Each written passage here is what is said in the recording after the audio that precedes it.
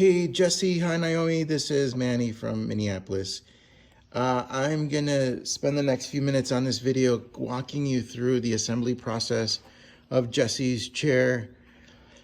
I do this with all my customers when I ship a chair because every chair is unique and specific to the person that I'm making it for. So there's always stuff to talk about, and I certainly personalize it. But Naomi, thank you so much for considering me. I think when Jesse sees this, he's gonna flip the fuck out because this chair is amazing.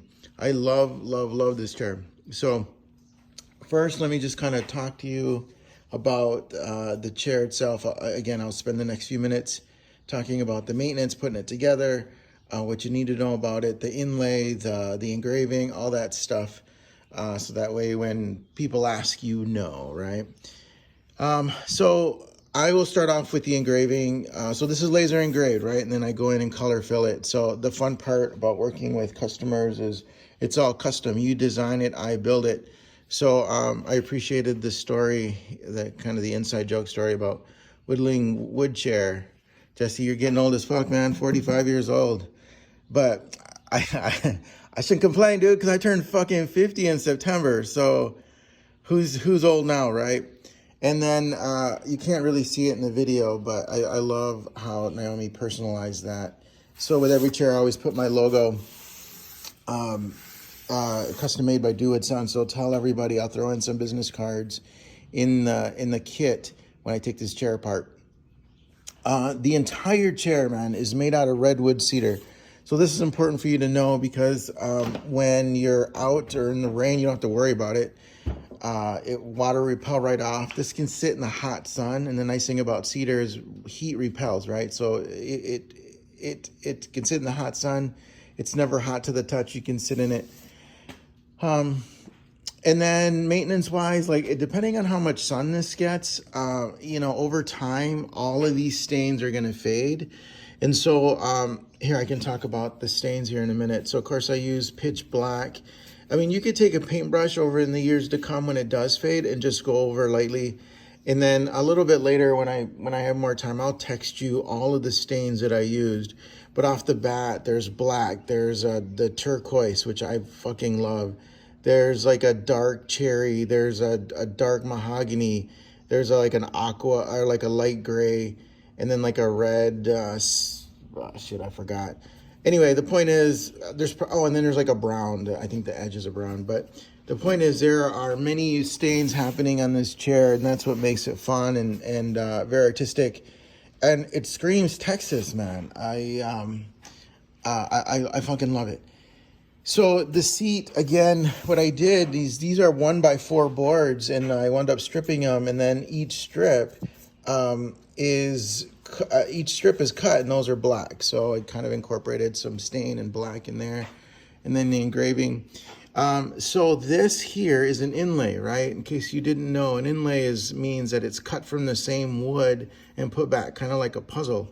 So if you follow the wood grain all the way up, it's the same board, right? And then inlaid the Texas, stained it separately, and then I'm screwing these together. And of course, I'll show you the back here in a minute and to see how it's held apart or held together.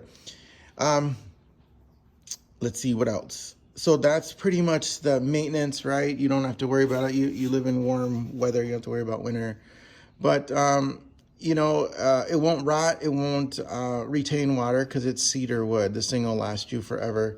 Over time, if you need to touch it up, it's a brand new chair, man. So you could take light sandpaper, 220 grit, and then just put new fresh coat of stain and it'll come right back to life. But okay, so let's talk about the assembly process, right? So when I take this apart and ship it, it's going to come in 2 boxes. The back is one piece and the rest is all going to be in another.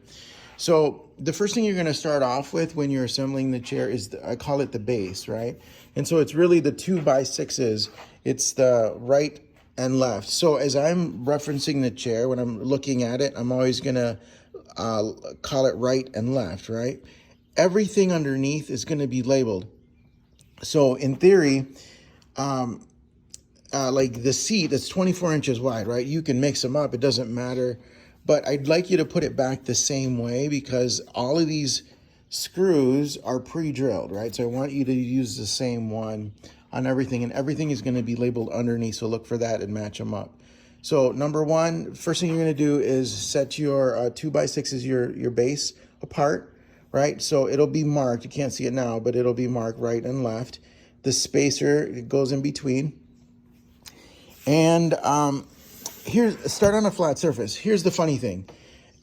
Because I put this extra piece on the bottom, just put the screw in first, find the hole, and screw it in, you'll be fine, I promise. All right, so the first step is to do the seat, right? And I call these the seat slats. So starting with a whittling wood chair board, this is number 1, and it goes all the way to number 7, which is that one. And then by design, you're not going to see it in the video, but on the inside, I'll have it marked where this spacer, this 2x6 spacer, is going to line up. It's held together by 2-inch Torx screws on each side. I have them flush right now. It's only because I'm going to take it apart. But for these, I want you to bury these as deep as you can. Your kit's going to come with some wood plugs and sawdust. So fill the sawdust and the wood plugs, okay? So these are going to get buried super deep and then plug them up. By design, there's like a 1-inch gap between the number 7 slat and your spacer. This is where the tail of the back is going to come in. So that's step number 1, right? Your base, your seats. Number 2 is going to be your front legs, the right and left.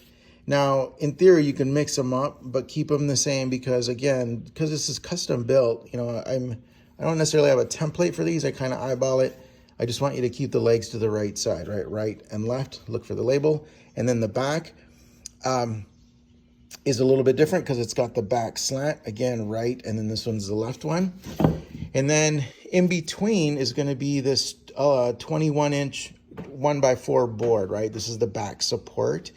And so look for the marking. There's going to be pencil marking where this should line up. Find the exact same holes. And the reason I say find the holes is because this one you need to be mindful of not having this back brace go all the way or flush to the top of the bottom of, to the top of this leg. Because if you do, that corner is going to bump this arm up and it won't be flush, okay? So you got your legs, boom, boom, your seats, all of this, front legs, this back support, right? And then the next thing that goes on is your arms, right? And so it's gonna have 3 pre-drilled holes. This is the right, this one's the left.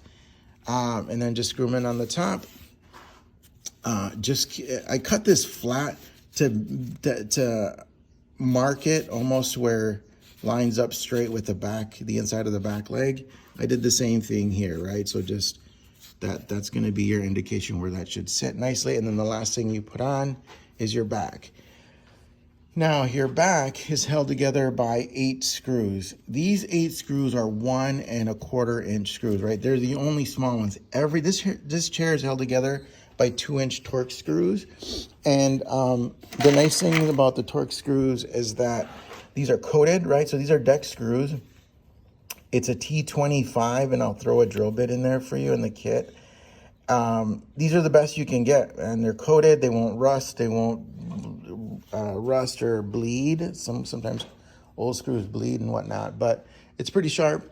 And I may have said this before, but with every hole, it's pre-drilled, right? So especially on the seat, when you're screwing it in, like my drill has a lot of torque. So just kind of go slow as you're dividing it in, because what you want to do or avoid is going really fast and then burying it deep and then backing it out. And then sometimes you'll catch a splinter and you'll sliver the wood. So just kind of be mindful of that, only because I've done it 100 times and try not to do that.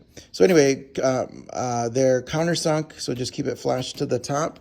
The same thing on the top. Now, again, I didn't bury these because I'm going to be taking it apart. If you like this look, right, this is more of an aesthetic choice, then you just keep them flush to the top, right? I personally like it. But if you don't, I'm going to have extra wood plugs buried as deep as you can. Put some sawdust behind it, and then the wood plug, okay? And you're just gonna have 2 wood plug dots on each side. But if you like it, that's fine. I never do the back with wood plugs anyway, just the event that you need to take this off.